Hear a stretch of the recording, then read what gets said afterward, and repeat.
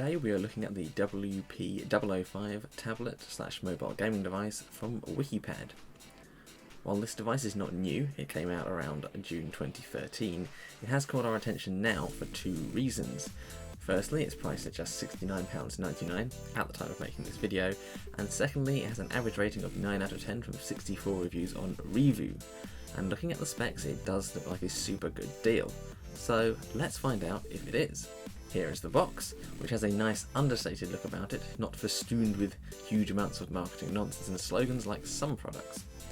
On the back there are small logos for Android, PlayStation and Nvidia, along with the description of what's in the box.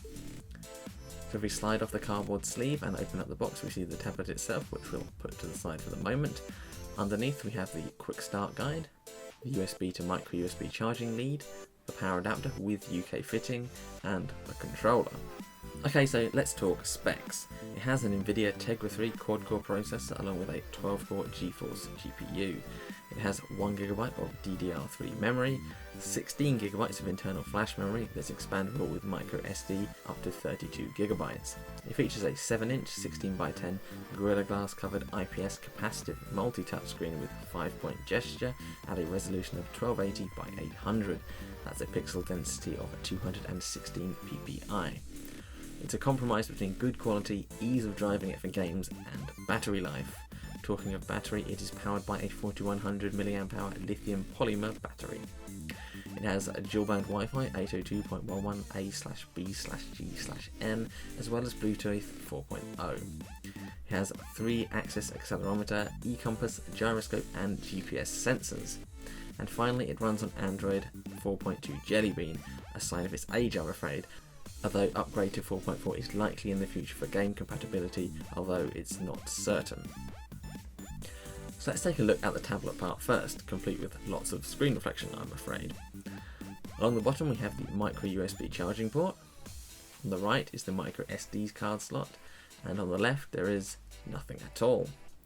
Along the top we have the power on off button, along with the volume controls, internal mic, 3.5mm headphone port, and the micro HDMI output. On the front we have a 2MP HD webcam. Around the back we have 2 small stereo speakers. The dimensions of the tablet are 196 by 126 by 11mm, that's width, height and depth, and a weight of 332 grams. With the controller and the tablet together, the dimensions are 286 by 145 by 65mm, and the total weight is 666 grams, which, if you're a superstitious person, sounds somewhat ominous. So now let's take a closer look at the controller part. It has a pass-through for the micro USB port, so the tablet can still be charged while using the controller. It features all the buttons you'd expect from a console controller, 2 clickable analog sticks, D-pad, back and start buttons, 4 shoulder buttons, and of course ABXY. Interestingly, it has the ABXY from an Xbox, the L1, L2, R1, R2 from a PlayStation, and the button positions from a Wii U gamepad. It has nice grippable soft touch plastic that feels good in the hands, although some of the materials such as the harder plastic used for the analog sticks and noticeably the shoulder buttons have a less quality feel about them. Okay, so let's talk quickly about a few of the general things before we really get into it. The charging time, if you charge it in the dock, or in the controller so to speak, then this does take power off the tablet all the time that it's plugged in. So I tried charging it with this it was from about 4% all the way up to 100%. It took over 6 hours. So there's a top tip, always charge it up, just the tablet on its own. Just a quick word on the sound quality, it's alright is all I can say. It's nothing outstanding, it's just like your average tablet. As for the screen though, that really is absolutely excellent. If we turn it on, it's an IPS screen, so the viewing angles are excellent, although I think all you're getting is reflection, but I assure you the viewing angles on this really are very good. It's nice and clear, and you really can't see the pixels if you're just holding it at a kind of normal distance. You haven't got like jagged edges or anything like that, so really top marks for the screen. As far as the Android it's running, 4.2, I think it's very close to being stock Android. I'll be perfectly honest, I'm not entirely sure because I'm not really an Android person. I've always had an iOS phone, so there we go. Don't throw anything at me. Okay, so let's talk a little bit about gaming with this thing. To fit the tablet in, it is literally as easy as just fitting it in like this, sliding it down and clicking it in like that. That will then puts the micro USB through port right there into there, and it's nice locked in. It's not going to fall out or anything like that. Now, this thing, I find it a little bit too big, a little bit unwieldy. I mean, it's even bigger than a Wii U gamepad, and it's significantly heavier, and I find this to get quite heavy after a while.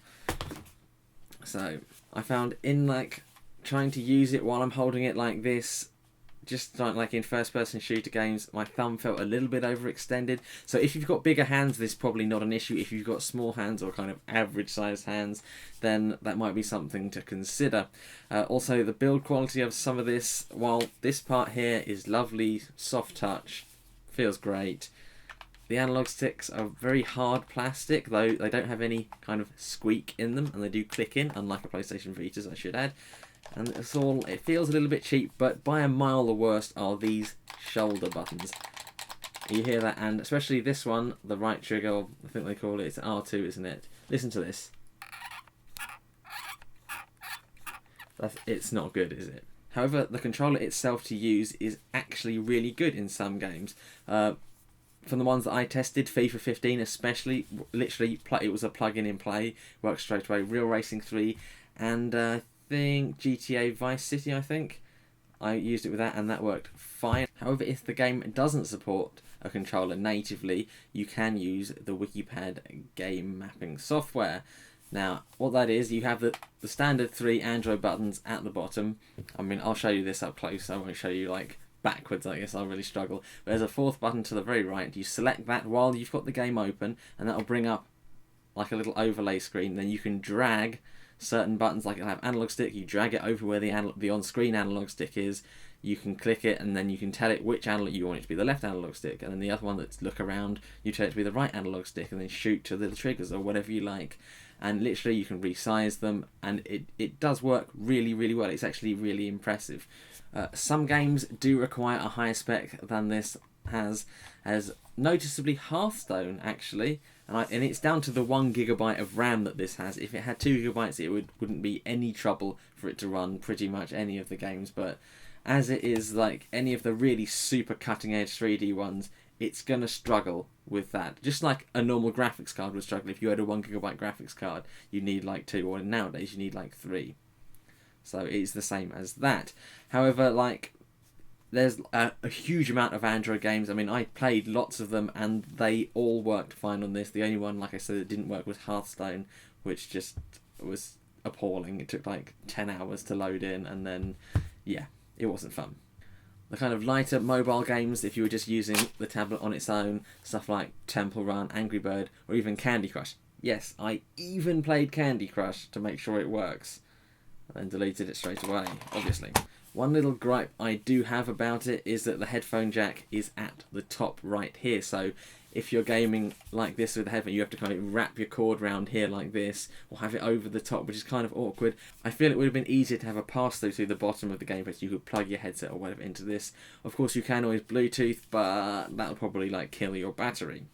And talking of the battery, if you're going to be playing like 3D games, like something like, if you're playing like Grand Theft Auto Vice City, which is one of the games that I downloaded, then that one will drain the battery. If you're playing it constantly, you're looking probably about 2 to 3 hours, maybe a bit longer, maybe more close to the 3 hour mark, and the battery will just die completely. And if you think that's bad, if you think how long a battery lasts on a PlayStation Vita, which is about 10 minutes playing anything, so actually I do think that's quite good. So let's talk about the tablet portion of this on its own. I have plenty of like very minor little gripes about this. The back here has this like rectangle on it. Now this is to guide it in when you put it into the dock to make sure it goes in the right place and you don't like snap off the micro USB charging port. But when you're holding it, it does kind of feel it and notice it, and it can be quite annoying, but it is only a minor little gripe. Another little gripe I have is the power button here. You press it, but often I will accidentally hit the volume rocker, which is right next to it. And again, all the buttons are across the top because the gamepad covers here, here, and here. So everything has to be here, but I would have liked them to move it a bit further over so they were a bit more apart. Also, the surround on this is made of plastic, which does feel kind of cheap, but if you're looking at it from here, I don't know how well you see that, but it doesn't look bad from here. Yeah, so there is a very minor little niggle. I don't really notice, and the back does feel quite good with like the rubberized back. So the speakers are stereo speakers here and here, but of course they're if you're holding it like this, they're playing into your palms, which isn't very good. If you've got it flat down, then it's playing into the table, which is a little bit of a design gripe for me, but again, you can hear the sound fine, and if you really don't like it, you can plug some headphones in and wrap them awkwardly round your ears. The weight is fine to hold. It's only slightly heavier than a Nexus 7, so that's absolutely fine. You shouldn't have any problem holding this for a certain amount of time. I mean, I wouldn't. I'm not the type who would stand here and hold it for an entire film, like 2 hours. I'd be like, no. Or I'd put it onto like a stand or something. Actual performance of the tablet itself, it is actually pretty zippy. If you're multitasking, like if you've got loads of Chrome tabs open, you are going to see some slowdown, and again, that's because it's got 1 GB of RAM. It just doesn't have enough to like store things. It's going to be making paging files and all things like that. But all your apps that you're going to want to open like individually, like your Facebooks, your Twitters, your Instagrams, Twitch, etc. I've tried all of those. They open nicely. You can zip around them, do whatever you want, and it doesn't kind of judder or anything like that. Something that really annoyed me about, I've got a very budget Android phone that I actually never use, and because just going through a menu it'd feel like moving through treacle, but this isn't like that. It's actually pretty damn zippy, and for the price you're paying, it's such good value. You do have this 2 megapixel front facing camera, which is pretty terrible, but then again, aren't most front facing webcams. So there we go. So is this a good deal? Well, it depends really on what you're looking for. If you're looking for a mobile gaming device that's going to play the latest and greatest 3D cutting edge games, then no, this isn't for you, and for the price you shouldn't be expecting that anyway, but I'm putting words into your mouth, so there we go. However, if you do want to be able to play a huge breadth of Android games with a proper controller, or even if you just want a pretty decent 7-inch tablet that just happens to come with a controller, then yes, this is a great product for a great price. Okay, thank you for watching, liking, sharing, and all that other good stuff. Really do appreciate it. Leave us a comment below if you have any questions or suggestions or feedback or just general comments about anything. Check out our Amazon and TourGuide VPN affiliate links in the video description below. We'd really love for you to use them. Of course, if you don't want to, you don't have to. I'm just saying they're there. If you want to use them, they're there. Thanks again for watching, and subscribe for what is from this week right here, weekly tech videos. Thank you very much. I will see you next time.